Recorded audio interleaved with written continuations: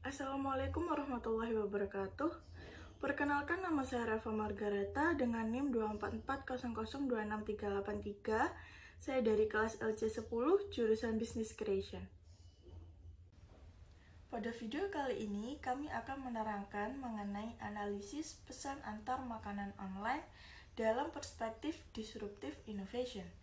Dengan adanya pengaruh globalisasi membawa dampak di berbagai bidang, salah satunya bidang teknologi. Hal ini menciptakan kemudahan bagi manusia dalam menjalankan aktivitasnya. Salah satunya yaitu melakukan pembelian makanan.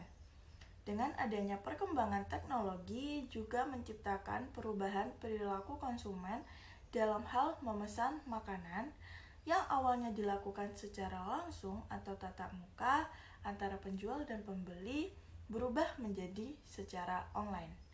Dalam adanya perubahan sikap konsumen dalam hal pembelian makanan secara online seperti pemesanan makanan melalui GoFood, Shopee Food, GrabFood juga berdampak terhadap munculnya disrupsi bagi pihak lain. Contohnya seperti restoran, warung, dan juga kafe. Pihak yang menjadi disruptor pada pembahasan kali ini yaitu aplikasi layanan pesan antar makanan online, contohnya seperti GoFood, GrabFood, dan juga Shopee Food. Sedangkan pihak yang menjadi disrupti di sini antara lain restoran, warung, maupun kafe. Ternyata dengan adanya disrupsi dalam hal pesan antar makanan online tidak selalu berdampak negatif. Akan tetapi juga ada dampak positif yang ditimbulkan. Antara lain mendukung program pemerintah dalam melakukan social distancing di kala pandemi COVID-19 seperti saat ini. Karena pembeli dapat memesan makanan dari rumah tanpa harus datang ke tempat makan. Selain itu, dengan adanya aplikasi pesan antar makanan online ini juga membantu meningkatkan penjualan UMKM, baik itu seperti restoran, warung, maupun juga kafe. Selanjutnya akan disampaikan oleh rekan saya yaitu Andini. Assalamualaikum warahmatullahi wabarakatuh. Perkenalkan, nama saya Andini Galuh Priani, NIM 24400052394 dari kelas LC10 jurusan Business Creation. Enabling Technology. Seiring berjalannya waktu, aplikasi digital terus berkembang dan memiliki berbagai macam inovasi yang dapat meningkatkan value demi menjangkau pasar yang lebih luas. Seperti perusahaan Gojek dan Grab yang awalnya hanya menyediakan fitur antar jemput, kini mereka mengembangkan bisnis mereka dengan menciptakan fitur pesan antar makanan online yang masing-masing diberi nama GoFood dan GrabFood. Perusahaan lain yang juga mengembangkan bisnisnya ialah perusahaan Shopee. Berbeda dari perusahaan Gojek dan Grab yang bermula dari ojek online, Shopee bermula dari sebuah platform jual beli online yang akhirnya juga mengembangkan bisnisnya dengan menambahkan fitur pesan antar makanan online yang diberi nama Shopee Food. Di samping ingin memperluas penjualan dan bisnis mereka, tujuan lain dari ketiga perusahaan ini dalam mengembangkan bisnis mereka ialah ingin membantu pelaku usaha, terutama pelaku usaha UMKM, agar bisa menjangkau konsumen yang lebih luas, yang akhirnya bisa meningkatkan penjualan mereka yang mulanya hanya berjualan pada lingkup yang kecil, kini bisa berjualan dalam lingkup yang lebih besar. Selanjutnya ada itu inovatif bisnis model. Aplikasi digital seperti Grab, Gojek, dan Shopee akan terus melakukan inovasi untuk meningkatkan penjualan. Salah satunya yaitu melalui kampanye periklanan.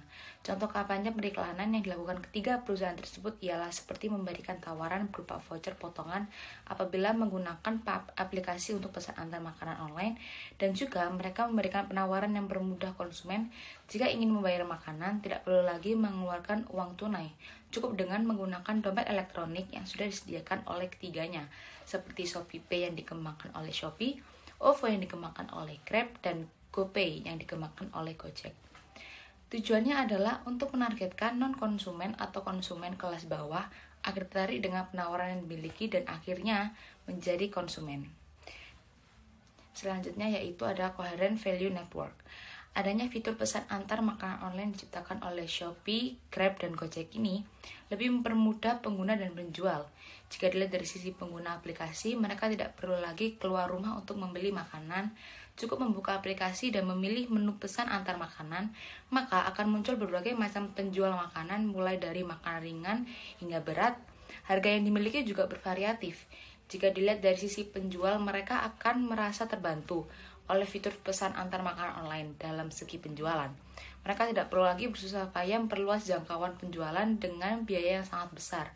Cukup dengan mendaftarkan usaha mereka ke dalam aplikasi tersebut. Maka konsumen dari luar jangkauan mereka akan mengetahui usaha apa yang dimiliki. Halo, perkenalkan nama saya Sheryl Wijaya dengan NIM 24400013960. Saya dari kelas LC10 dari jurusan Business Creation. Saya akan menjelaskan terkait comparison antara disruptor dengan disrupti terkait inovasi disrupsi. Pertama, jenis inovasi dari disruptor yaitu aplikasi atau mitra layanan pemesanan online. Kemudian untuk bagian disrupti yaitu restoran, warung, dan kafe yang tidak bekerja sama dengan mitra layanan pemesanan online. Kemudian kedua, perusahaan dari disruptor yaitu Gojek, Grab, dan Shopee. Kemudian untuk bagian disrupti yaitu restoran, warung, dan kafe pada umumnya. Kemudian yang ketiga, nama inovasi produk dari disruptor yaitu GoFood, GrabFood, dan Shopee Food. Kemudian untuk disrupti yaitu layanan delivery order pribadi. Kemudian yang keempat yaitu deskripsi inovasi produk dari disruptor, yaitu 3 aplikasi ini adalah fitur dari perusahaan yang ada di gadget yang dimana bisa memesan makanan secara online sehingga praktis dalam pemesanan karena bisa melihat menu secara langsung dan pembeli cukup tunggu di rumah dan menunggu kurir pengantar. Kemudian untuk bagian disrupti yaitu restoran, warung, dan kafe pada umumnya memiliki jasa pengiriman pesanan secara pribadi dalam arti pekerja dari tempat tersebut yang akan mengantarkan ke pelanggannya. Kemudian yang kelima yaitu periode tahun dari disruptor yaitu 2010 sampai sekarang untuk bagian Gojek. Kemudian tahun 2012 sampai sekarang bagian Grab. Dan yang terakhir tahun 2015 sampai sekarang yaitu Shopee. Kemudian untuk bagian disrupti yaitu sekitar tahun 1925 sampai sekarang untuk bagian warung dan kafe. Kemudian tahun 1926 sampai sekarang untuk bagian restoran. Kemudian yang keenam, enabling technology dari disruptor yaitu menyediakan layanan pemesanan secara online sehingga orang yang lokasinya jauh dengan tempat makan tidak perlu pergi ke tempat. Selain itu, pelanggan bisa membayar secara online sehingga tidak perlu menyediakan tunai. Kemudian untuk bagian disrupti, yaitu pemesanan hanya melewati telepon dan sekarang sekitar dari tahun 2020, pelanggan bisa memesan secara online melalui WhatsApp. Kemudian yang ketujuh, yaitu innovation business model dari disruptor, penjualan produk melalui 3 aplikasi ini menyebabkan harga lebih mahal sedikit dibandingkan aslinya, sehingga perusahaan mengadakan sistem voucher yang bisa dipakai oleh pelanggan sehingga pelanggan yang kelas menengah ke bawah bisa membeli makanan menggunakan aplikasi-aplikasi ini. Kemudian bagian disrupti, restoran, warung, dan kafe menggunakan media promosi seperti unggahan konten di sosial media sehingga meski tidak bisa beli-beli secara online, jangkauan pemasaran mereka masih bisa mencapai konsumen-konsumen yang sangat jauh dari lokasi. Kemudian yang kedelapan yaitu coherent value network dari disruptor, yaitu adanya 3 aplikasi ini, pelanggan bisa membeli makanan tanpa membuang tenaga dan cukup memesan secara online dan menunggu kurir mengantar pesanan sampai lokasi pelanggan. Lalu, pelanggan bisa mendapatkan berbagai diskon jika memenuhi syarat dan ketentuan dari voucher yang berlaku. Kemudian untuk bagian disrupti, restoran, warung, dan kafe tidak perlu memberikan harga tambahan untuk kurir karena pekerjaannya yang akan langsung mengantarkan pesanan pelanggannya. Lalu pelanggan juga hanya perlu menambahkan biaya ongkos kirim saja karena harga produk sama saja dengan dine-in. Kemudian untuk lesson learning dari analisis ini, yaitu inovasi disrupsi bisa menjadi keuntungan bagi semua pihak. Perusahaan yang melakukan kerjasama dengan mitra layanan antara online tidak perlu mencari kurir atau kekurangan pekerja saat jam operasional untuk mengantar pesanan pelanggannya. Pelanggan cukup memesan secara online dan kurir mitra yang akan membeli dan mengantarnya. Dari aktivitas ini dapat dilihat juga keuntungan dari sudut pandang pelanggan yang dimana mereka tidak perlu menunggu antri di tempat dan cukup pesan dari rumah saja. Biasanya pesanan melalui mitra layanan jasa online ini akan diprioritaskan oleh tempat makan karena mereka punya pelanggan mereka yang juga harus diantar ke lokasi pelanggan. Keuntungan juga didapat oleh masyarakat karena bisa mencalonkan diri sebagai pekerja atau kurir dari mitra layanan jasa online tersebut.